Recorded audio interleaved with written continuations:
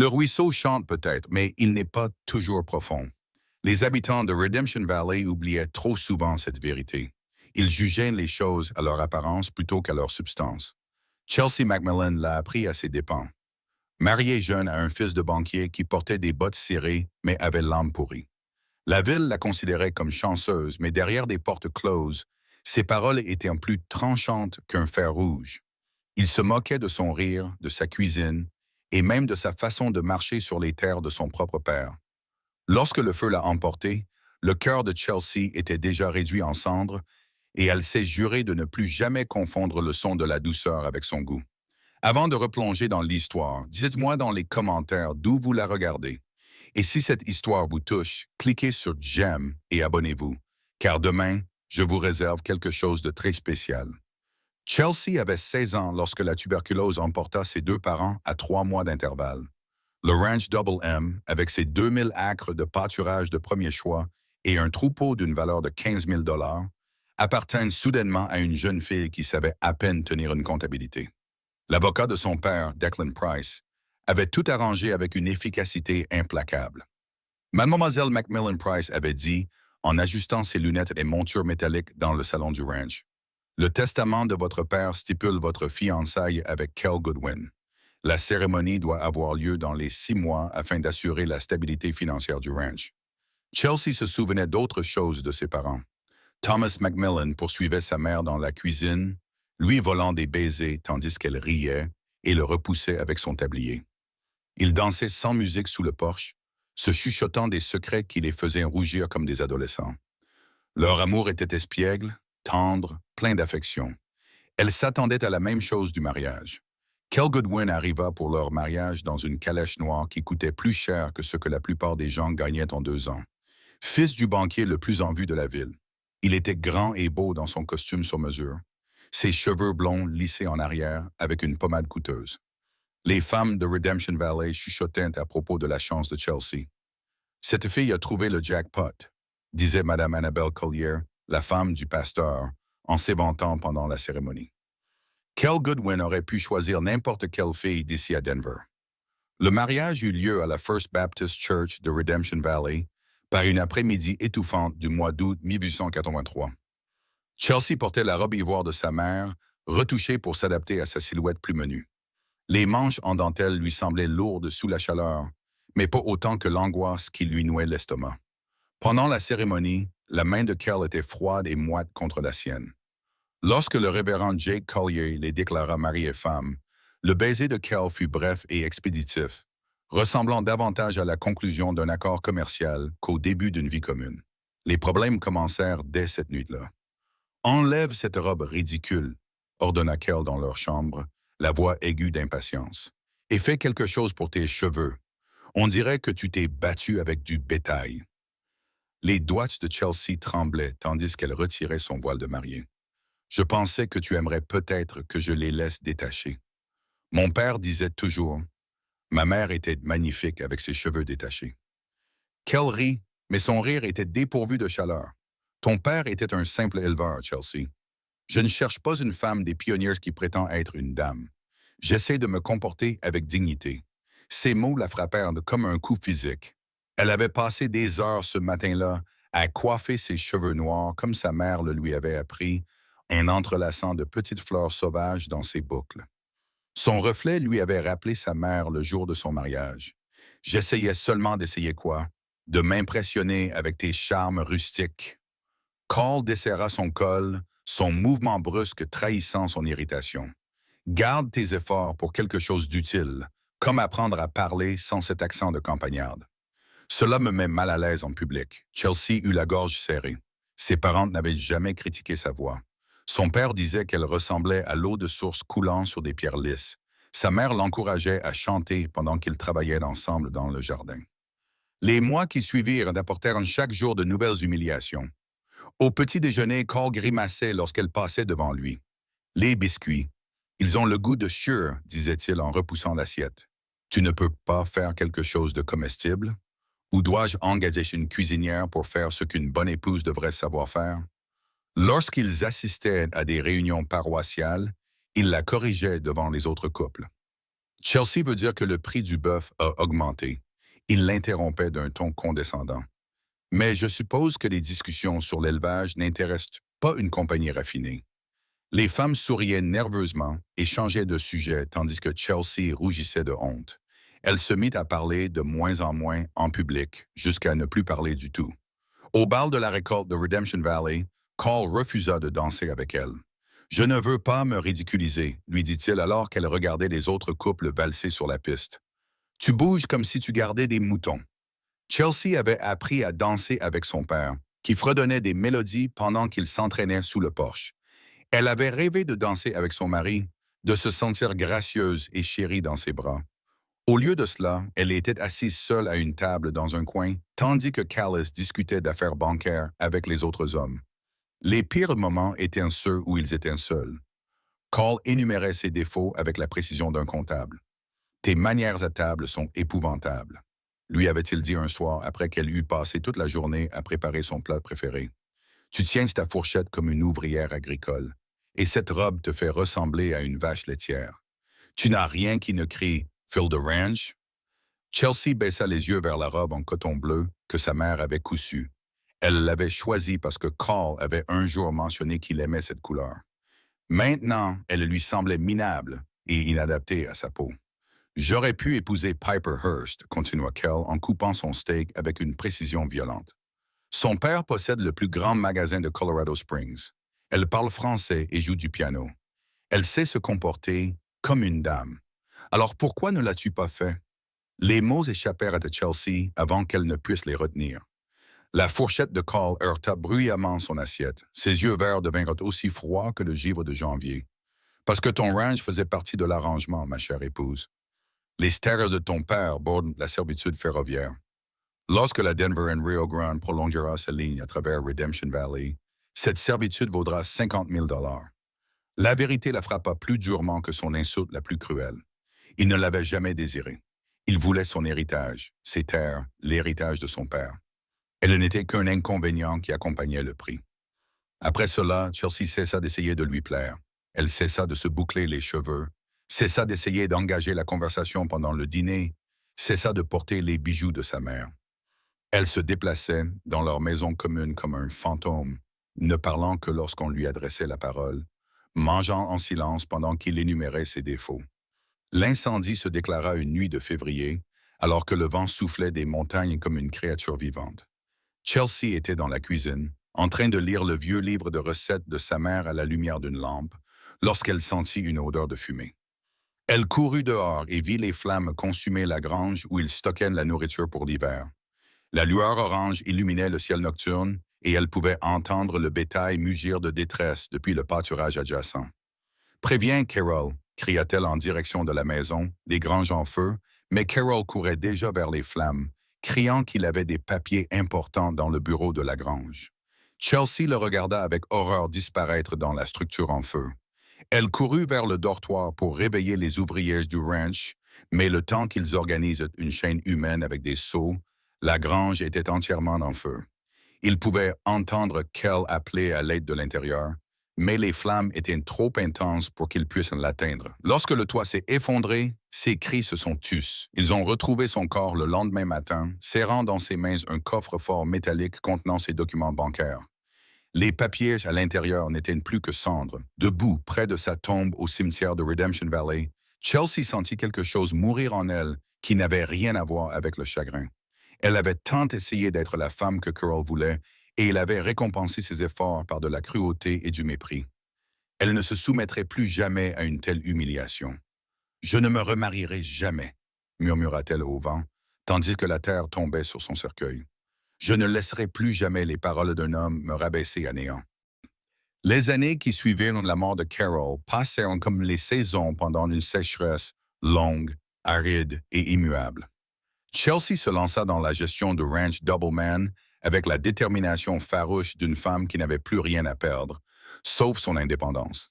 Elle apprit à lire les rapports sur le marché du bétail dans la Redemption Valley Gazette, suivant les fluctuations du prix du bœuf, qui oscillait entre 18 et 22 $ par tête.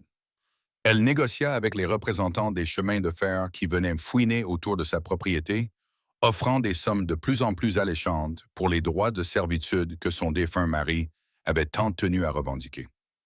Madame Goodwin, dit Neil Williams, un représentant éloquent de la Denver and Rio Grande Railroad, en soulevant son chapeau dans sa cuisine.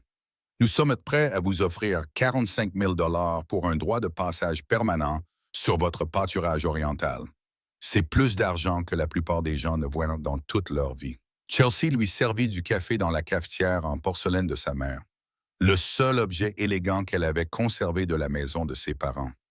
Monsieur Williams, ces pâturages à l'est sont ceux où mon bétail paie au printemps. Sans eux, je devrais réduire mon troupeau de moitié. 45 000 cela semble impressionnant, jusqu'à ce que l'on considère que je perdrais au moins 3 000 de ventes annuelles de viande bovine. Le sourire de Williams vacilla. Il s'attendait clairement à négocier avec une veuve en deuil qui ne connaissait rien aux affaires. Au lieu de cela, il trouva une femme qui avait passé 3 ans à apprendre tous les aspects de la gestion d'un ranch, de la comptabilité au calendrier de reproduction. Nous pourrions peut-être discuter d'autres solutions. Vous pourriez peut-être en discuter avec quelqu'un d'autre, répondit Chelsea, en le raccompagnant à la porte. Ma terre n'est pas Nimbundin. Les prétendants commencèrent à arriver 6 mois après les funérailles de Carol, comme s'ils avaient compté les jours de son deuil. Ils venaient avec des fleurs, des poèmes et des promesses qui sonnaient aussi creux que les cloches d'une église vide. Ethan Owens, propriétaire de la plus grande ferme céréalière des 3 comtés, lui apportait des roses tous les dimanches après la messe. Chelsea, dit-il, debout maladroitement sous son porche dans son plus beau costume. Vous êtes seule depuis trop longtemps. Une femme a besoin de protection, surtout une femme avec vos atouts. Je pourrais subvenir à vos besoins. Je subviens très bien à mes besoins. Merci, répondit Chelsea sans l'inviter à entrer, et je n'ai besoin d'aucune protection, sauf contre les visiteurs indésirables. Rocky Ferguson, le seul médecin de la ville, tenta une approche différente, faisant appel à son sens pratique. Pensez aux soins médicaux que je pourrais vous prodiguer, dit-il en montrant son ranch d'un geste de sa main pâle. Les accidents sont fréquents dans les ranchs. Vous pourriez vous blesser 100 personnes pour vous soigner. En tant que mon épouse, vous bénéficieriez de soins professionnels. Chelsea faillit éclater de rire. Dr. Ferguson, la seule chose qui me fait souffrir ces derniers temps, c'est le défilé d'hommes qui pensent que je ne peux pas survivre sans eux. Je crois que je vais prendre le risque d'avoir un accident. La persévérance de ses prétendants la stupéfiait. Il semblait considérer ces refus comme de simples obstacles à surmonter plutôt que comme de véritables décisions. Zane Banks, qui avait hérité de la prospère entreprise de maroquinerie de son père, était peut-être le plus déterminé. « Vous ne pouvez pas pleurer éternellement, Chelsea », lui dit-il lors d'une de ses visites hebdomadaires, s'installant dans son salon comme s'il était chez lui. « Quand ne voudrait pas vous voir dépérir dans la solitude? Je le connaissais bien. Il voudrait que vous retrouviez le bonheur. » Cette fois, Chelsea rit, mais son rire n'avait rien d'amusant.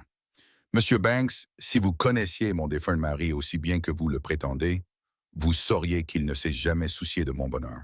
Il se souciait de mes terres, de mon héritage et du statut social qui allait avec. Si vous êtes ici pour les mêmes raisons, vous nous faites perdre notre temps à tous les deux. » Le visage de Zane s'assombrit. « C'est cruel de dire cela d'un homme mort. »« Ce serait encore plus cruel de prétendre le contraire, » répondit Chelsea. « Bonne journée, Monsieur Banks. » Entre repousser les prétendants et gérer le ranch, Chelsea découvrit des forces qu'elle ne se savait pas posséder. Elle apprit à lire le ciel pour anticiper les changements météorologiques, à repérer les maladies du bétail avant qu'elles ne se propagent, à négocier les prix des aliments avec les fournisseurs, qui avaient d'abord tenté de tromper la veuve en deuil. Ces ouvriers agricoles, d'abord sceptiques à l'idée de recevoir des ordres d'une femme, finirent par respecter son jugement. Leonidas Stewart, son contremaître de longue date, devint son conseiller le plus fidèle. « Madame Goodwin, Leonidas, dit-il un matin alors qu'ils inspectaient un pâturage où l'herbe était clairsemée, nous devons déplacer le troupeau vers la partie nord. Cette herbe ne repoussera pas si nous continuons à la faire paître. » « Je pensais la même chose, » répondit Chelsea, appréciant qu'il lui demande son avis plutôt que de simplement lui donner des ordres. « Combien de temps pensez-vous qu'il faudra avant de pouvoir les ramener ici? 6 semaines, peut-être 8, si la pluie ne tombe pas. » Ces conversations, axées sur des questions pratiques plutôt que sur son apparence ou son comportement, lui faisait l'effet d'une gorgée d'eau fraîche après des années passées dans le désert. Ses employés se souciaient de ses décisions, pas de sa tenue vestimentaire ou de ses manières à table. Ils appréciaient son intelligence, pas sa soumission, mais la solitude s'installait pendant les heures calmes. Les repas du soir pris seuls dans la grande maison du ranch résonnaient des souvenirs du rire de ses parents. Le dimanche matin, elle s'asseyait sur le même banc d'église où elle avait autrefois été humiliée. Désormais isolée par sa réputation de veuve hostile qui refusait tous les prétendants, elle se demandait si elle ne devenait pas aussi dure et inflexible que les hommes qu'elle rejetait. Parfois, elle se surprenait à parler sèchement aux ouvrières agricoles ou à répondre avec une froideur inutile aux questions innocentes des habitants de la ville. L'armure qu'elle avait construite autour de son cœur devenait de plus en plus épaisse, de plus en plus lourde, de plus en plus difficile à retirer. Un après-midi de fin de printemps, alors qu'elle vérifiait le troupeau dans le pâturage sud, elle remarqua un mouvement près de l'étable. Une silhouette travaillait sans relâche parmi les vaches laitières, se déplaçant avec une efficacité silencieuse. Elle le reconnut, Dalton Hancock, l'un des ouvriers de ranch qui travaillait depuis qu'elle avait 19 ans. Chelsea l'avait à peine remarqué pendant son mariage. Kel avait rejeté tous les ouvriers agricoles, les considérant comme de simples muscles à louer, indignes de l'attention des gens raffinés. Mais en regardant Dalton travailler, elle se surprit à s'intéresser à cet homme discret qui faisait partie du rythme de son ranch depuis 4 ans. Il trayait la vieille Bessie, la vache la plus capricieuse de leur petit troupeau laitier, lui parlant d'une voix basse et apaisante qui la calmait. La plupart des autres ouvriers évitaient Bessie, prétextant qu'elle était trop capricieuse pour qu'on s'en occupe. « Doucement, ma fille, » murmura Dalton, ses mains burinées posées fermement sur l'autre. « Personne ne te presse. Prends ton temps. » Chelsea se surprit à s'approcher, attirée par quelque chose qu'elle ne pouvait nommer. Dalton semblait avoir environ 25 ans, avec des cheveux foncés légèrement bouclés au niveau du col et des mains qui témoignaient d'années de travail honnête. Il y avait quelque chose d'apaisant dans sa présence, une tranquillité qui contrastait fortement avec l'urgence et les exigences auxquelles elle s'était habituée chez les autres hommes. Lorsqu'il eut terminé avec Bessie, il remarqua que Chelsea l'observait. « Bonjour, Madame Goodwin, » dit-il en touchant le bord de son chapeau. Bessie donne beaucoup de lait ces derniers temps, près d'1 gallon chaque matin. Sa voix était plus grave que dans son souvenir, avec un léger accent qui lui rappelait son pays natal. Ce n'était pas la critique sévère qu'elle avait endurée de la part de Kel, mais quelque chose de plus chaleureux, de plus authentique. « C'est bon à entendre, » répondit Chelsea, soudainement gênée. Elle ne se souvenait pas de la dernière fois où elle avait parlé directement à Dalton, alors qu'il travaillait sur ses terres depuis des années. « Vous savez vous y prendre avec elle. Les animaux savent quand vous les pressez, » dit Dalton en versant le lait dans des bocaux propres. La patience est très utile avec la plupart des créatures. Il y avait quelque chose dans son ton, une douceur qui fit se demander à Chelsea s'il ne parlait pas seulement du bétail. Elle se retrouva à s'attarder près de la grange, le regardant nettoyer son équipement avec le même soin qu'il avait montré à la vache. Pour la première fois en 3 ans, Chelsea sentit quelque chose bouger en elle qui n'était ni de la colère, ni du chagrin, ni une froideur défensive. C'était de la curiosité, et cela l'effrayait plus que la persévérance de n'importe quel prétendant. L'été apporta des changements au ranch Doubleman qui semblait tourner autour de Dalton Hancock.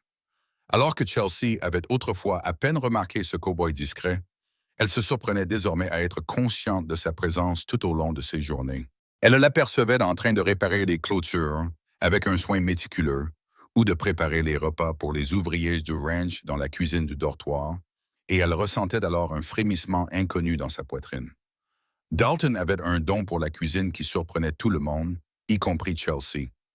Lorsque Leonidas mentionna que les hommes mangeaient mieux qu'ils ne l'avaient fait depuis des années, la curiosité de Chelsea la poussa à enquêter. Elle le trouva Dalton dans la cuisine du dortoir un mardi soir, remuant une casserole qui emplissait l'air d'arômes riches et savoureux.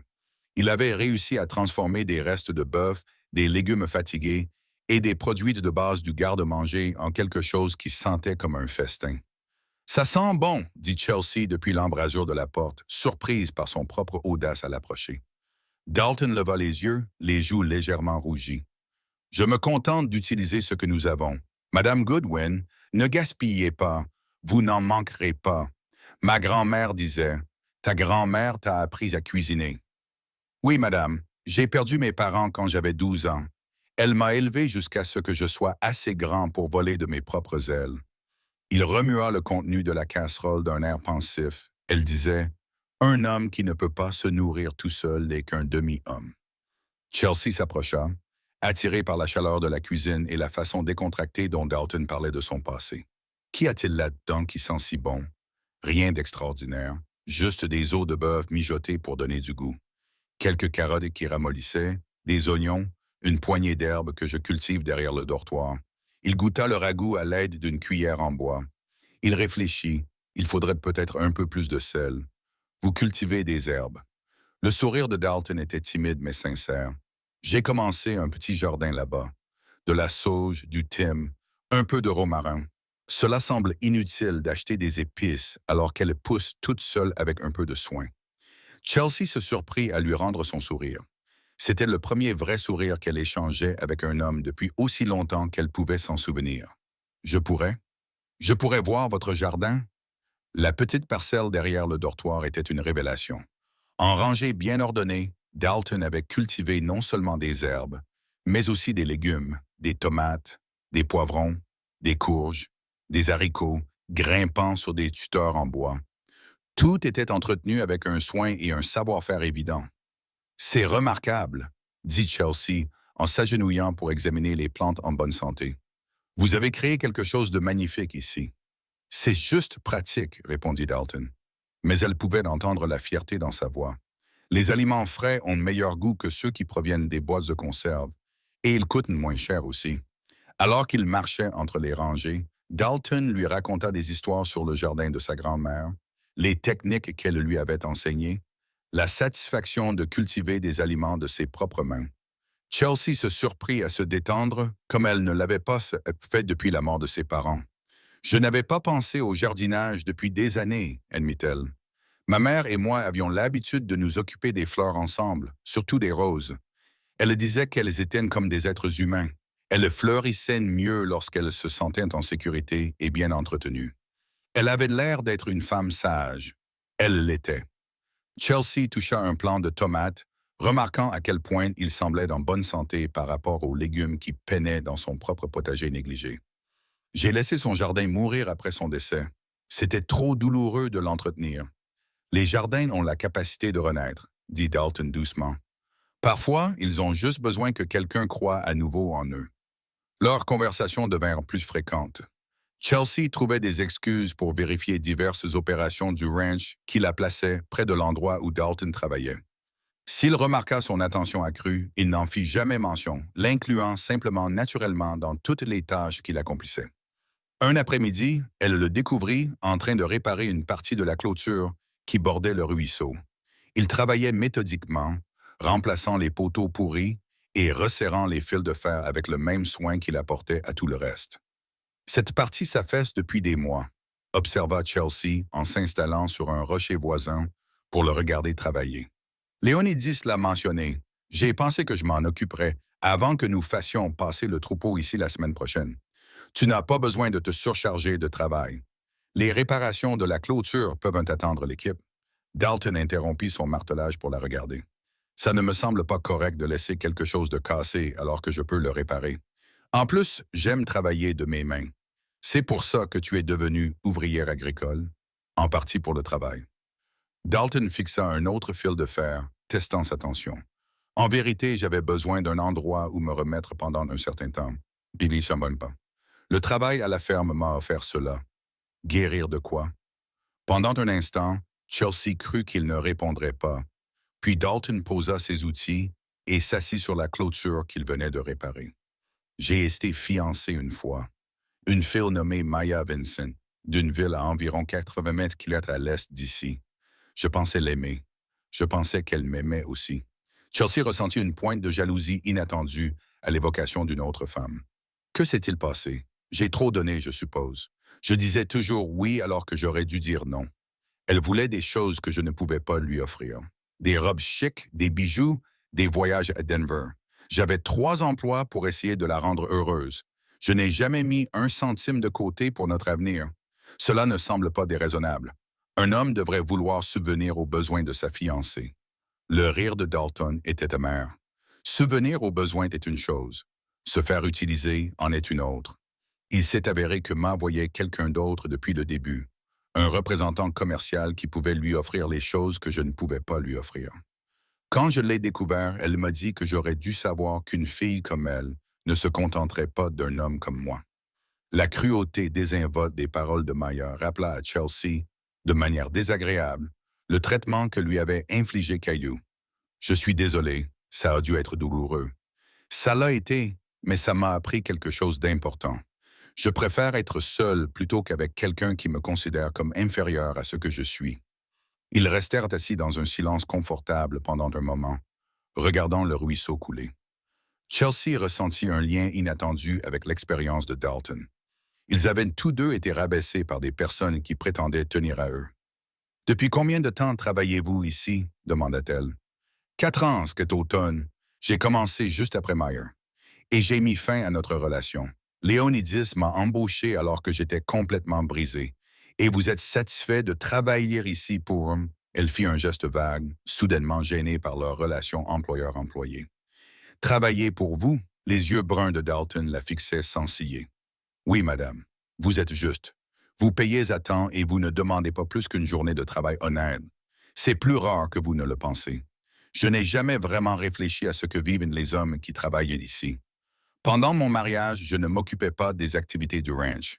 Votre mari ne s'intéressait pas à votre opinion sur le ranch. » Chelsea eut instinctivement envie de défendre la mémoire de Caillou, mais quelque chose dans la sincérité de la question de Dalton l'en empêcha. Non, il ne s'intéressait pas à mon opinion sur quoi que ce soit. Cela semble être du gâchis. Du gâchis? Vous êtes manifestement intelligente, Madame Goodwin. Vous avez appris plus sur l'élevage en 3 ans que la plupart des gens en 10 ans. Un homme intelligent voudrait connaître votre opinion. Le compliment était simple et sincère. Sans le langage fleuri utilisé par ses prétendants, il semblait plus authentique que toutes leurs louanges élaborées réunies. Leur relation de travail a commencé à changer après cela. Lorsque des problèmes surgissaient au ranch, Chelsea se surprenait à demander l'avis de Dalton, en plus des conseils plus formels de Léonidis. Dalton avait une sagesse pratique qui complétait l'expérience du contremaître, et il ne la faisait jamais se sentir stupide lorsqu'elle posait des questions. Ce changement n'est pas assez inaperçu auprès des autres employés du ranch, mais il semblait approuver l'engagement accru de leur patronne dans le travail. Joe Allison, le plus jeune de l'équipe, en a même fait l'éloge. « C'est bien de vous voir vous intéresser à tout, Madame Goodwin », a déclaré Joe un matin, alors qu'il se préparait à déplacer le bétail vers de nouveaux pâturages. « Votre père serait fier de la façon dont vous gérez cet endroit. » Cette remarque réchauffa le cœur de Chelsea plus qu'elle ne l'aurait cru. Elle était en train de devenir le genre d'éleveuse que son père avait été, pratique, compétente, respectée par les gens qui travaillaient de la terre. Mais c'était sa prise de conscience grandissante à l'égard de Dalton qui l'excitait et l'effrayait à la fois. Elle commença à remarquer des détails à son sujet qui n'avaient rien à voir avec le travail, la façon dont il repoussait ses cheveux en arrière lorsqu'il se concentrait, le rire facile qu'il partageait avec les autres ouvriers pendant les repas, la douceur de sa voix lorsqu'il parlait aux animaux. Un soir, à la fin du mois de juillet, leur amitié a pris une tournure plus intense. Chelsea aidait Dalton à ranger des sacs d'aliments dans la grange, une tâche qui ne nécessitait pas vraiment 2 personnes, mais qui leur donnait une excuse pour passer du temps ensemble. « Cela devrait nous suffire jusqu'à la fin du mois d'août », a déclaré Dalton en soulevant un autre sac pour le mettre en place. La qualité des céréales semble meilleure que celle de la saison dernière. Tant mieux, le coût des aliments pour animaux a augmenté plus rapidement que le prix du bœuf. Chelsea souleva un sac et le regretta immédiatement. Il était plus lourd qu'elle ne l'avait prévu et elle trébucha légèrement. Dalton la rattrapa par le coude pour la stabiliser. Doucement. Ces sacs sont plus lourds qu'ils n'en ont l'air. Pendant un instant, ils se tinrent suffisamment près l'un de l'autre pour que Chelsea puisse sentir l'odeur propre de son savon mêlée à celle de sa sueur. Elle leva les yeux vers son visage et vit dans son expression quelque chose qui lui coupa le souffle. « Je devrais peut-être m'en tenir aux tâches plus légères, dit-elle, mais sa voix était plus douce qu'elle ne l'aurait voulu. « Tu devrais peut-être laisser quelqu'un t'aider plus souvent, répondit Dalton, sa main encore chaude sur son bras. Le moment s'étira entre eux, plein de possibilités et de risques. Chelsea sentit son cœur battre à toute vitesse, sans aucun rapport avec l'effort physique. Elle était très consciente de la présence de Dalton, de la force de ses mains burinées, de la façon dont il la regardait, comme si elle était quelque chose de précieux plutôt que de gênant. Dalton, commença-t-elle, sans savoir trop ce qu'elle voulait dire. Madame Goodwin, Chelsea, corrigea-t-elle, juste Chelsea. Son sourire était lent et merveilleux. Chelsea, c'est un très joli prénom. Vous trouvez? Je l'ai toujours trouvé joli. Il vous va bien? Ils se tenaient désormais plus près l'un de l'autre, assez près pour que Chelsea puisse voir les reflets dorés dans les yeux bruns de Dalton. Elle avait l'impression d'être au bord d'une falaise, terrifiée et exaltée par le vide en contrebas. Nous devrions probablement finir avec ces sacs d'alimentation, murmura-t-elle. Probablement. Dalton acquiesça, mais aucun d'eux ne bougea. Lorsqu'il lâcha enfin son bras, Chelsea ressentit la perte de son contact comme une douleur physique. Ils terminèrent leur travail dans un silence complice, mais l'air entre eux vibrait d'une nouvelle conscience. En rentrant au ranch ce soir-là, Chelsea se surprit à sourire sans raison, si ce n'est le souvenir de la main de Dalton sur son bras et la chaleur dans ses yeux lorsqu'il avait prononcé son nom. Pour la première fois depuis la mort de Kel, elle se permit d'imaginer ce que cela pouvait faire d'être touchée par quelqu'un qui se souciait réellement de son bien-être. Quelqu'un qui la voyait comme une femme digne d'être protégée plutôt que comme un bien à gérer. Cette pensée la ravissait et la terrifiait à la fois. Elle avait juré de ne plus jamais confier son cœur à un autre homme. Mais Dalton Hancock commençait à lui faire douter que ce serment ait été un acte de sagesse ou simplement de la peur déguisée en force. La chaleur du mois d'août s'était installée sur Redemption Valley comme une lourde couverture, rendant les journées longues et le travail plus difficile. Chelsea se surprit à préférer les heures plus fraîches du petit matin et de la fin de soirée, moment où elle avait le plus de chances de croiser Dalton dans l'exercice de ses fonctions. Leur conversation était devenue plus personnelle depuis cet incident dans la grange. Dalton lui avait confié ses souvenirs de la ferme de sa grand-mère, ses difficultés à s'établir après la trahison de Mir, son rêve de posséder un jour son propre petit domaine. Chelsea se surprit à lui rendre l'appareil, lui parlant du mariage de ses parents, de sa déception vis-à-vis du sien, de sa peur de devenir cette femme aigrie qu'elle sentait parfois monter en elle. Tu n'es pas aigri, lui dit Dalton un soir alors qu'ils étaient assis sur les marches du porche de la maison du ranch, regardant le soleil se coucher derrière les montagnes. Prudente, peut-être protectrice envers toi-même, mais pas amère. Comment peux-tu en être si sûr? Les gens amers ne remarquent pas quand leurs employés ont des problèmes personnels. Ils ne s'assurent pas que tout le monde ait assez à manger pendant des périodes difficiles. Ils ne s'assoient pas sur le porche pour discuter avec leurs employés de la vie, de leurs rêves et de leurs déceptions. Chelsea réfléchit à cela. Peut-être que j'ai juste le sens des affaires. Des travailleurs heureux sont des travailleurs productifs. Peut-être. Dalton acquiesça avec un petit sourire. Ou peut-être es-tu plus gentil que tu ne veux l'admettre. Ces remises en question douces de sa perception d'elle-même la réconfortaient et la déstabilisaient à la fois.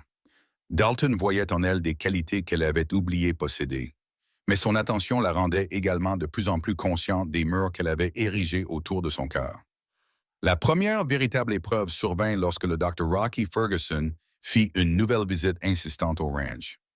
Chelsea était dans la grange avec Dalton, discutant du prochain transport de bétail vers le marché, lorsque Ferguson arriva à l'improviste. « Chelsea, ma chère », appela Ferguson depuis l'entrée de la grange, sa voix empreinte d'une familiarité présomptueuse qui la faisait toujours grimacer.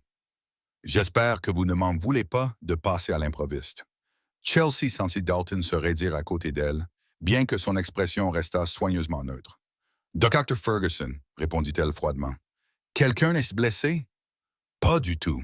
Je voulais simplement discuter d'une question d'intérêt commun. » Les yeux pâles de Ferguson se posèrent avec dédain sur Dalton. « Nous pourrions peut-être parler en privé. Je discute des affaires du ranch avec M. Hancock. Si vous avez quelque chose à dire, vous pouvez le dire ici. » La bouche de Ferguson se crispa de mécontentement. « Très bien. J'ai entendu des rumeurs inquiétantes au sujet de votre relation avec l'employé. En tant que personne soucieuse de votre réputation, j'ai estimé qu'il était de mon devoir d'aborder cette question délicate. » Ces mots frappèrent Chelsea comme un coup physique, mais pas parce qu'ils la surprenaient. Elle savait que les commerces de la ville finiraient par remarquer ses interactions accrues avec Dalton. Ce qui la choqua, ce fut la vague de colère protectrice qu'elle ressentit pour Dalton. Ma relation, répéta-t-elle d'une voix dangereusement calme. Allons, Chelsea, inutile d'être sur la défensive. Je comprends que la solitude puisse conduire à des fréquentations douteuses, mais vous réalisez certainement à quel point il est inapproprié pour une dame de votre rang de passer autant de temps avec un simple ouvrier. Dalton recula d'un pas, et Chelsea vit dans ses yeux la résignation familière, le regard d'un homme habitué à être rejeté et rabaissé par ses supérieurs sociaux.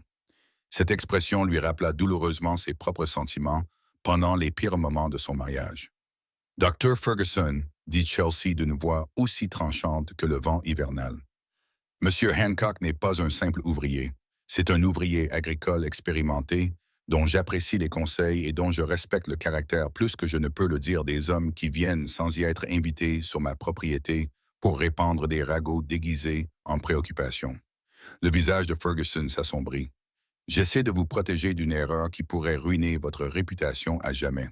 Une femme dans votre position, une femme dans ma position, peut choisir ses propres fréquentations sans l'ingérence de personnes trop zélées. Chelsea s'approcha de Ferguson, sa colère la rendant audacieuse. Je vous serais reconnaissante de garder pour vous vos opinions sur mes amitiés. Amitié? Le rire de Ferguson était sinistre. C'est ainsi que vous appelez le fait qu'une veuve fortunée fréquente le Dr. Ferguson? La voix de Dalton était calme, mais elle contenait un avertissement sans équivoque. Je pense que Mme Goodwin a clairement exprimé sa position. Ferguson se tourna vers Dalton avec une satisfaction malveillante. Et je pense que vous devriez vous rappeler votre place, cowboy. Les hommes comme vous vont et viennent, mais la réputation de Mme Goodwin la suivra toute sa vie. Les hommes comme moi travaillent pour obtenir ce qu'ils ont, répondit Dalton d'un ton calme. Nous ne prétendons pas avoir droit à ce qui appartient à d'autres. La critique implicite fit mouche. La fortune héritée de Ferguson et son sentiment d'avoir des droits étaient bien connus à Redemption Valley. Il n'avait jamais effectué un seul jour de travail physique de sa vie. Comment osez-vous me parler ainsi? Comment osez-vous parler de moi? Comme si je n'étais pas présente, interrompit Chelsea. Cette conversation est terminée, Dr. Ferguson. Veuillez quitter ma propriété. Vous le regretterez, Chelsea. Quand cette histoire d'amour finira mal, ne vous attendez pas à la sympathie des gens honnêtes. Après le départ de Ferguson, Chelsea et Dalton restèrent debout dans un silence gênant. Elle voyait bien que les paroles du docteur l'avaient affecté, lui rappelant ses propres souvenirs de rejet social par Maya Vincent. « Je suis désolé que vous ayez dû entendre ça », dit finalement Chelsea. « Pas moi », répondit Dalton, la surprenant. « Je suis désolé qu'il ait dit cela, mais je ne regrette pas de l'avoir entendu. Maintenant, je sais ce que les gens pensent, et je peux décider si cela m'importe. Est-ce que cela t'importe? » Je veux dire, Dalton la regarda droit dans les yeux, son regard brun sérieux. « Je m'inquiète que cela puisse te faire du mal. Je m'inquiète que cela puisse te rendre la vie plus difficile, mais je me fiche de ce que le Dr. Ferguson pense du fait que je fréquente quelqu'un qui est bien au-dessus de ma condition. Tu n'es pas en dessous de ma condition, n'est-ce que pas? Je suis ouvrier agricole, Chelsea. Je gagne 30 $ par mois, plus le gîte et le couvert. Tu possèdes des terres qui valent plus que ce que je gagnerais en défi. Les gens comme Ferguson n'ont pas tort au sujet de la différence entre nos situations. Ils ont tort au sujet de ce qui importe, dit Chelsea avec véhémence. Kell avait de l'argent et un statut social. Il avait aussi un cœur cruel et aucun respect pour ceux qu'il considérait comme inférieurs. Toi, tu as de l'intégrité, de la gentillesse et de la force. Dis-moi ce qui est le plus important. Tu changeras peut-être d'avis quand les ragottes s'intensifieront, et elles s'intensifieront. Chelsea sentit un frisson de reconnaissance. C'était exactement ainsi que sa peur avait commencé, avec le traitement sévère de Kell. Le schéma familier du jugement d'un homme qui menaçait de la séparer de quelque chose qui lui était cher. Mais cette fois, elle avait le choix. « Laissez-les parler, dit-elle fermement. Je ne vivrai pas ma vie en fonction de l'opinion de personnes qui n'ont jamais été à ma place. » Dalton scruta son visage à la recherche d'un signe de doute. « Vous dites cela maintenant, mais Dalton, dit-elle en s'approchant, assez près pour voir les rides d'inquiétude autour de ses yeux. Vous vous souvenez de ce que vous m'avez dit à propos du jardin de votre grand-mère? Que les jardins renaissent quand quelqu'un croit à nouveau en eux? Oui, eh bien, peut-être que c'est pareil pour les gens. Peut-être que j'avais juste besoin que quelqu'un croie que je valais mieux que les pires choses qui avaient été dites à mon sujet. Le test suivant eut lieu une semaine plus tard, lorsque Zane Banks arriva avec ce qu'il considérait clairement comme son offre finale irrésistible. Cher Chelsea, annonça Banks en entrant sans y être invité dans la cuisine où elle et Dalton examinaient les comptes mensuels, j'ai été patient assez longtemps. Il est temps que nous discutions de notre avenir. Sérieusement, Chelsea leva les yeux de ses livres de comptes. Son expression était froide. Monsieur Banks, je ne me souviens pas vous avoir invité chez moi. Pas besoin de formalité entre nous, répondit Banks en s'installant à sa table de cuisine comme s'il était chez lui. Son regard se posa avec dédain sur Dalton. Votre comptable pourrait peut-être nous laisser un peu d'intimité. Monsieur Hancock est mon associé, dit Chelsea d'un ton neutre. Il reste. Le visage de Banks s'assombrit. Associé. Chelsea, vous ne pouvez pas sérieusement vouloir impliquer un employé dans des décisions importantes. Quelle décision importante? Demanda Chelsea, même si elle se doutait de la suite. Notre mariage, bien sûr. J'ai attendu 3 ans que vous reveniez à la raison au sujet de cette absurdité de veuvage. Je suis prêt à vous offrir un règlement très généreux. Dalton serra les mâchoires, mais resta silencieux. Chelsea ressentit une vague de gratitude pour sa retenue et sa confiance en sa capacité à gérer la situation. Règlement, répéta Chelsea. Monsieur Banks, je ne suis pas à vendre. Ne soyez pas naïve. Toutes les femmes ont un prix, et le vôtre est tout à fait raisonnable. Je prendrai en charge toutes les dettes du ranch, je moderniserai vos activités et je vous donnerai le statut social que vous méritez. En échange, vous me fournirez l'accès au terrain dont j'ai besoin pour mon entreprise de cuir et la respectabilité d'être marié à la fille de Thomas Macmillan. La froideur calculée de sa proposition rappela douloureusement à Chelsea son mariage avec Kal-El. Les deux hommes la considéraient comme une transaction plutôt que comme une personne. Je vois, dit-elle doucement. Et qu'est-ce qui vous fait penser que cet arrangement commercial m'intéresse? Parce que l'alternative est la ruine sociale, répondit Banks avec satisfaction. Cette ridicule passion pour votre cowboy fait déjà jaser. Combien de temps faudra-t-il avant que les gens honnêtes cessent de faire affaire avec une femme qui fréquente un employé? Tu as besoin d'un mari respectable, Chelsea, et je suis ta dernière option décente. Ma dernière option décente? M. Chelsea se leva lentement, sa voix gagnant en force. Monsieur Banks, j'ai eu 3 ans pour observer les hommes respectables de Redemption Valley. J'ai vu comment ils traitent leurs femmes, leurs enfants, leurs employés. Si c'est ça, la décence, je préfère tenter ma chance avec l'indécence. Vous commettez une erreur qui vous ruinera. Non, dit Chelsea en se plaçant à côté de Dalton. Mon erreur a été de penser que je devais prouver que je méritais l'attention d'un homme bien. Il m'a fallu trop de temps pour comprendre que la question n'était pas de savoir si je méritais le respect, mais si l'homme qui me l'offrait était digne de moi. Banks se leva de sa chaise, le visage déformé par son orgueil blessé. Très bien, mais ne venez pas pleurer chez moi quand cela se terminera mal. Les hommes comme lui ne restent pas avec des femmes comme toi. Ils prennent ce qu'ils peuvent obtenir et passent à une proie plus facile. Après le départ de Banks, qui claqua la porte derrière lui, Chelsea s'affala contre le comptoir de la cuisine. La confrontation l'avait épuisée plus qu'elle ne voulait l'admettre. Tu t'en es bien sorti, dit Dalton doucement. Vraiment? J'ai l'impression de m'être fait un ennemi. Banks était déjà ton ennemi. La seule différence, c'est que maintenant, il sait que tu le sais. Chelsea esquissa un faible sourire. Depuis quand es-tu si calé en politique locale? Depuis que j'ai réalisé que je tombais amoureux de la femme la plus compliquée des 3 comtés. Cette confession désinvolte resta suspendue entre eux. Dalton semblait aussi surpris que Chelsea par ses propres mots. « Tu es tombé amoureux de moi ?» répéta-t-elle. « On dirait bien, » répondit Dalton, les joues rougissantes. « Mais je te promets que je suis meilleur que Banks. » Malgré tout, Chelsea se surprit à rire. Ce n'est pas vraiment un critère très élevé. C'est vrai, mais je suis aussi meilleur que ton défunt mari, et ça veut dire quelque chose. Cette remarque irrévérencieuse aurait dû la choquer, mais elle ressentit plutôt un soulagement. Dalton ne traitait pas la mémoire de Kell comme sacrée, ni son chagrin comme intouchable.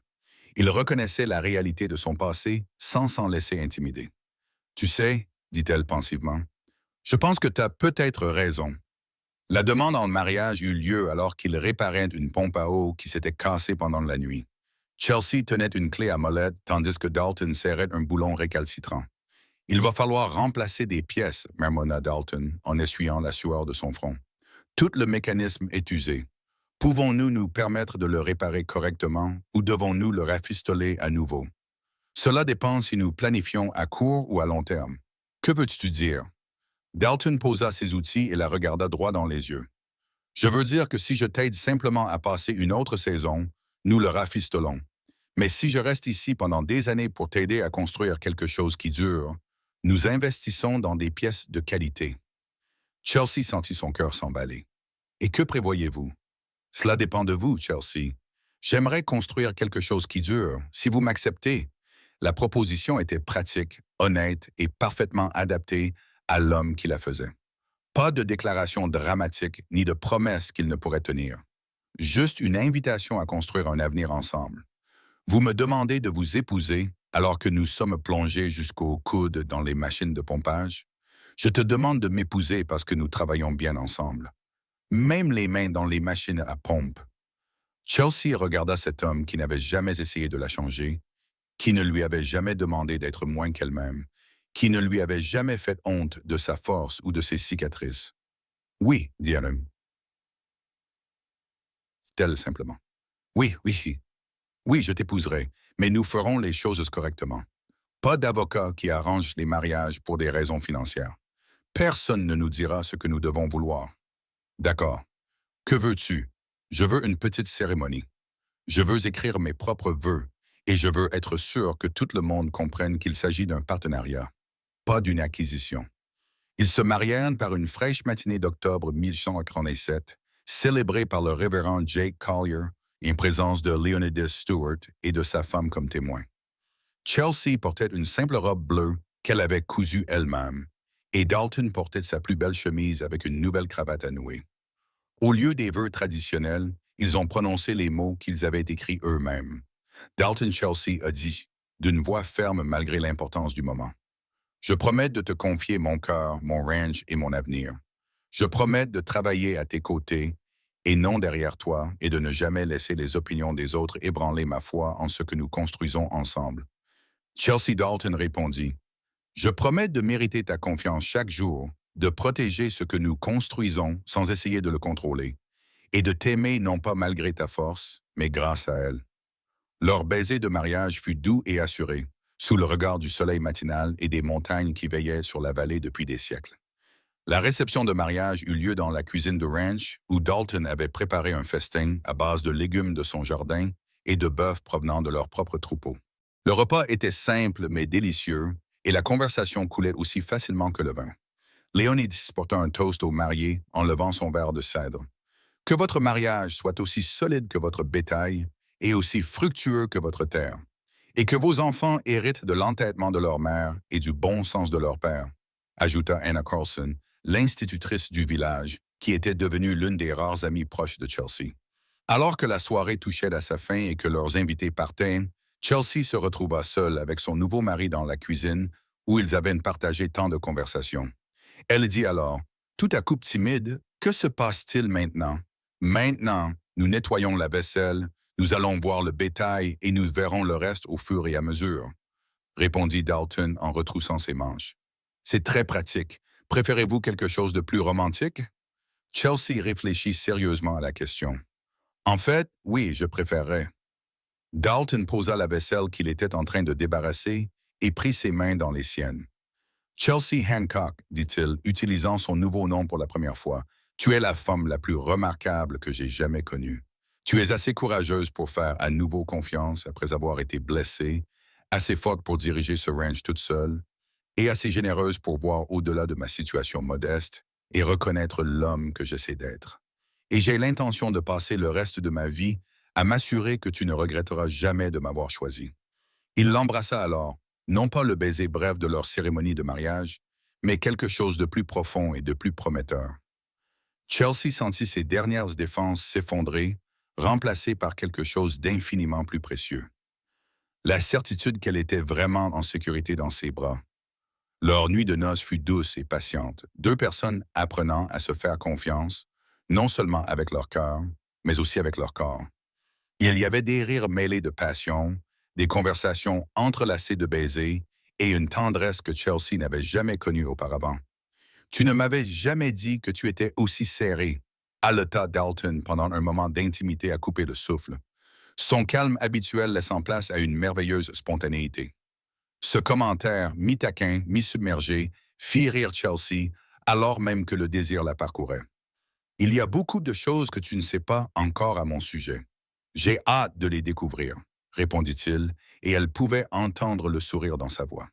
Pour la première fois de sa vie d'adulte, Chelsea se sentait vraiment chérie plutôt que simplement possédée. La première année de leur mariage transforma le ranch Doubleman d'une manière qu'aucun d'eux n'avait anticipée.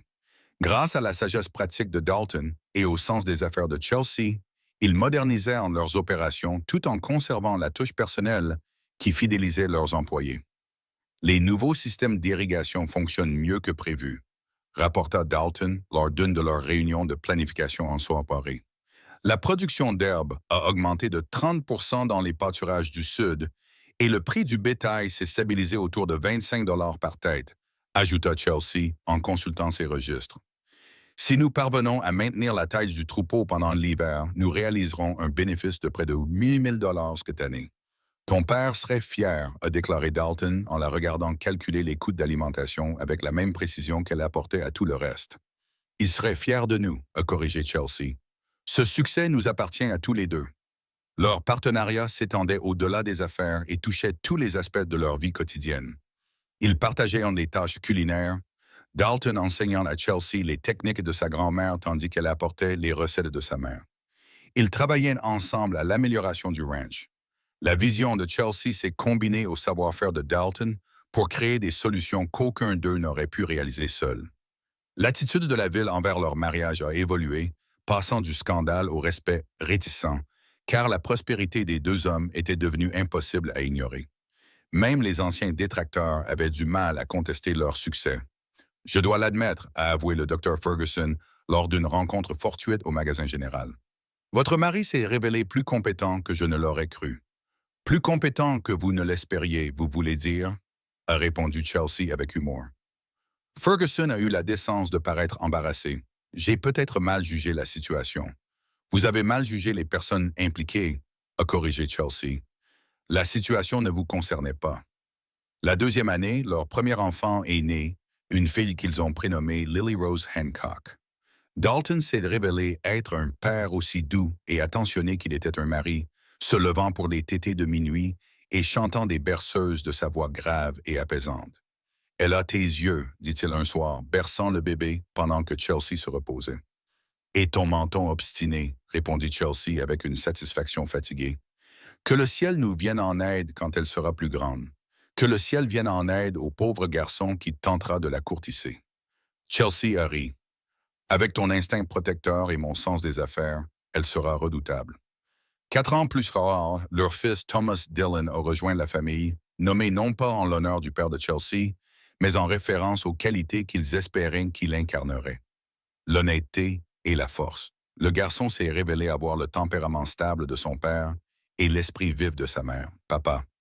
Lily, âgée de 3 ans, annonça un matin pendant le petit déjeuner. « Tommy a mangé mon biscuit. » Tommy marche à peine, fit remarquer Dalton avec raison. « Comment a-t-il mangé ton biscuit? » Il l'a regardé avec ses yeux affamés, expliqua Lily avec le plus grand sérieux.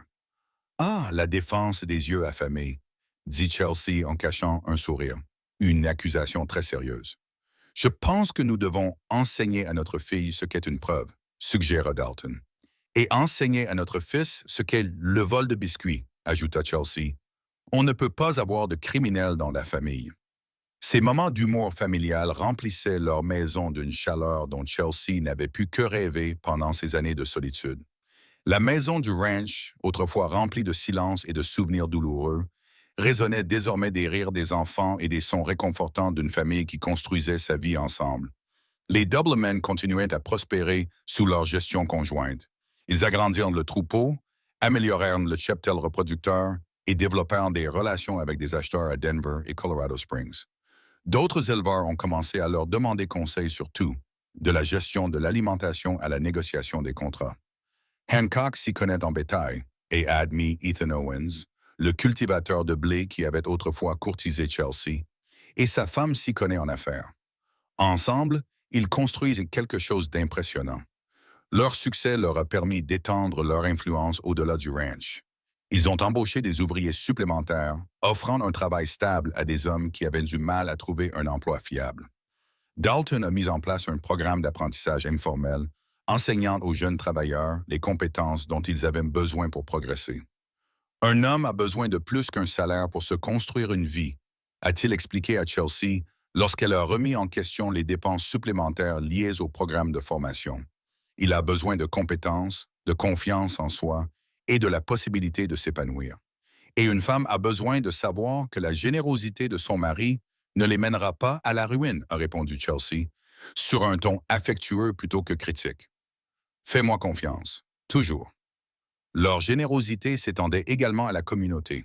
Ils contribuaient au fonds de construction de l'Église, parrainaient le bal annuel de la moisson et fournissaient le bœuf pour la fête du 4 juillet de la ville. Contrairement à la charité calculée des familles plus riches qui donnaient pour leur statut social, la générosité des Hancock semblait sincère et sans prétention. Ils n'agissent pas comme s'ils rendaient un service à quelqu'un, observait Annabelle Collier, la femme du pasteur. Ils agissent comme s'ils faisaient simplement ce que font les voisins.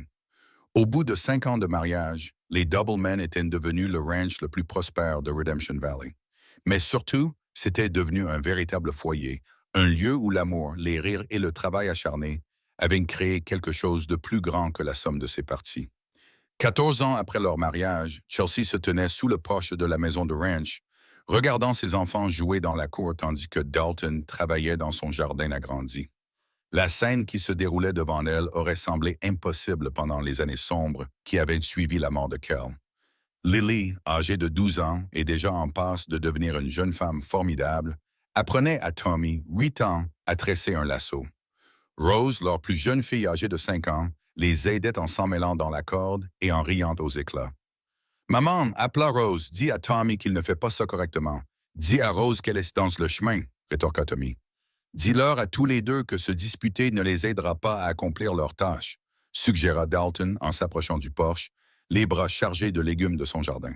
« Facile à dire pour toi, » répondit Chelsea en acceptant un baiser et une poignée de tomates fraîches. « Ce n'est pas toi qui dois arbitrer leurs disputes toute la journée. »« C'est vrai, je ne fais que profiter du spectacle. » Ils regardaient leurs enfants se chamailler avec le contentement de parents qui savaient que leur progéniture était en bonne santé, heureuse et en sécurité. C'était le genre d'enfance que Chelsea avait voulu leur offrir, rempli d'amour, de rire et de la certitude qu'ils étaient appréciés pour ce qu'ils étaient, plutôt que pour ce qu'ils pouvaient apporter. Le garçon Patterson est passé tout à l'heure. Dalton a mentionné en passant qu'il avait demandé s'il pouvait rendre visite à Lily. Chelsea a failli s'étouffer avec son verre d'eau. Elle a 12 ans. C'est ce que je lui ai dit. J'ai également mentionné qu'il devrait attendre environ 6 ans et apporter des références morales, des bulletins scolaires, une lettre de son pasteur, peut-être un relevé financier. Tu plaisantes, n'est-ce que pas? Dalton avait l'air parfaitement sérieux jusqu'à ce qu'il aperçoive le visage horrifié de Chelsea. Oui, je plaisante. En grande partie. En grande partie, les références morales ne sont pas négociables. Chelsea secoua la tête en riant malgré elle. Notre pauvre fille ne sait pas ce qui l'attend. Elle s'en sortira très bien. Elle a ta force et mon instinct protecteur. Tout garçon assez stupide pour la maltraiter ne saura pas ce qui lui arrive. Leur conversation fut interrompue par l'arrivée de Neil Williams, le représentant de la compagnie ferroviaire, qui cherchait à obtenir des droits de passage depuis plus de 10 ans. Williams semblait plus âgé et plus fatigué que lorsqu'il avait abordé Chelsea pour la première fois, et son attitude était nettement plus respectueuse. « Madame Hancock, Monsieur Hancock, dit-il en retirant son chapeau à l'approche du porche. « J'espère que vous ne nous dérangez pas, Monsieur Williams, » répondit Chelsea cordialement. « Qu'est-ce qui vous amène au Double M?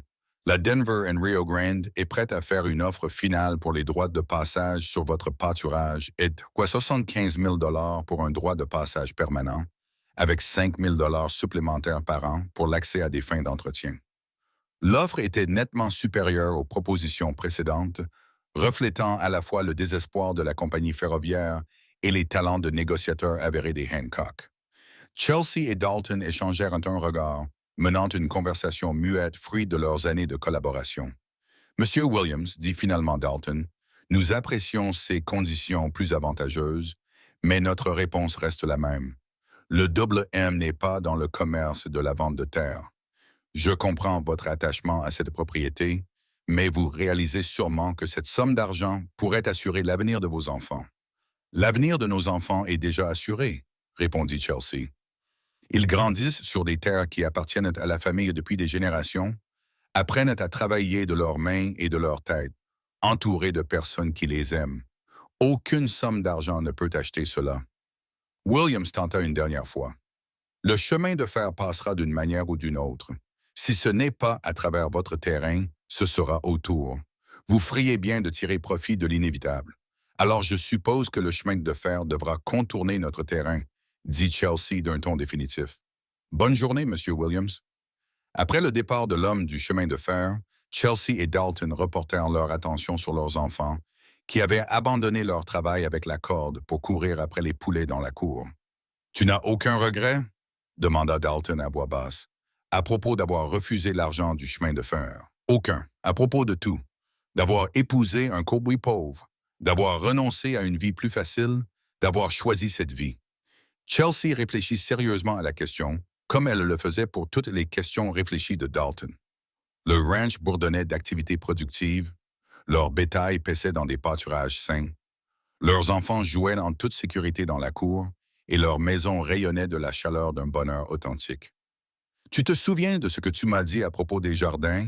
demanda-t-elle. « Qu'ils renaissent quand quelqu'un croit en eux. » « Je m'en souviens. J'ai passé des années à penser que ma capacité à être heureuse était morte avec mes parents et avait été enterrée avec mon premier mariage. Je pensais me protéger en refusant de confier mon cœur à qui que ce soit. Et maintenant, je réalise que je ne protégeais pas mon cœur, je l'affamais. Il a fallu un homme patient, aux mains douces et à la fois illimitées, pour l'aider à s'épanouir à nouveau. Et il a fallu une femme courageuse, à l'esprit fort et à l'âme généreuse, pour me faire croire à nouveau en l'amour, répondit Dalton en la serrant contre lui. Leur étreinte fut interrompue par Rose, qui s'était apparemment lassée de courir après les poulets et avait décidé que ses parents avaient besoin de son attention. « Papa, pourquoi tu serres toujours maman dans tes bras ?» demanda-t-elle avec la franchise de l'enfance. « Parce que je l'aime bien, » répondit Dalton sérieusement. « Tu l'aimes plus que les poulets? »« Beaucoup plus que les poulets. Plus que les chevaux? Plus que les chevaux? Plus que le ragoût de bœuf? » Dalton fit semblant de réfléchir attentivement à cette question. « C'est une question difficile. Ta maman fait un excellent ragoût de bœuf, papa. » Rose gloussa, ravie par sa taquinerie. « Oui, Rose, j'aime ta maman plus que le ragoût de bœuf, même si c'est très serré, alors que le soleil se couchait derrière les montagnes, peignant le ciel de nuances dorées et roses. » Chelsea réfléchit au chemin qu'il avait mené jusqu'à ce moment.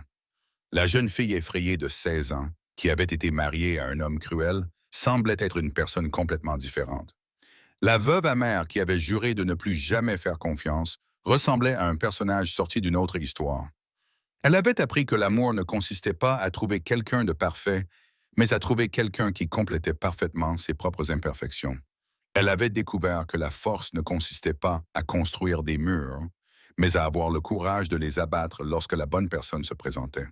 Plus important encore, elle avait réalisé que le bonheur n'était pas quelque chose qui vous arrivait, mais quelque chose que vous construisiez jour après jour à travers d'innombrables petits choix. Choisir la confiance plutôt que la peur, le partenariat plutôt que l'indépendance, l'amour plutôt que la sécurité. « À quoi penses-tu » demanda Dalton, remarquant son expression pensive. « Je pense à quel point tout cela est différent de ce à quoi je m'attendais quand j'étais jeune. En mieux ou en pire, différent. Le mariage de mes parents, c'était magnifique, mais c'était le leur. Celui-ci est le nôtre. Construit sur des fondations différentes, mis à l'épreuve par des défis différents, mais tout aussi réels, tout aussi forts et tout aussi remplis d'amour. » Chelsea regarda son mari, dont les mains burinées étaient toujours douces, dont les yeux bruns avaient toujours la gentillesse qui l'avait attiré vers lui au début, dont la présence constante l'avait aidé à traverser toutes les tempêtes.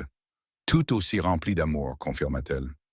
Comme pour prouver son propos, Tommy choisit ce moment pour monter en courant les marches du porche et se jeter dans les bras de son père, suivi de près par Lily et Rose. La famille s'effondra en un amas riant de bras et de jambes, le genre d'affection spontanée qui avait complètement fait défaut dans le premier mariage de Chelsea. C'était cela, pensa-t-elle, tandis que le rire de Dalton grondait sous son oreille, que ses parents avaient essayé de lui montrer à propos de l'amour. Pas les grands gestes ou les déclarations passionnées, mais le choix quotidien de construire ensemble quelque chose de beau, un moment à la fois. Le Ranch Double May était devenu plus qu'une entreprise prospère ou même une maison familiale. Il était la preuve du pouvoir des secondes chances, de la possibilité de rédemption et de la vérité selon laquelle l'amour, lorsqu'il est fondé sur le respect mutuel et un partenariat sincère, peut surmonter tous les obstacles. Dans la lumière déclinante d'une autre journée paisible, entouré des bruits de sa famille et de la prospérité qu'ils avaient construite ensemble, Chelsea Hancock savait qu'elle avait enfin trouvé le chemin de sa maison.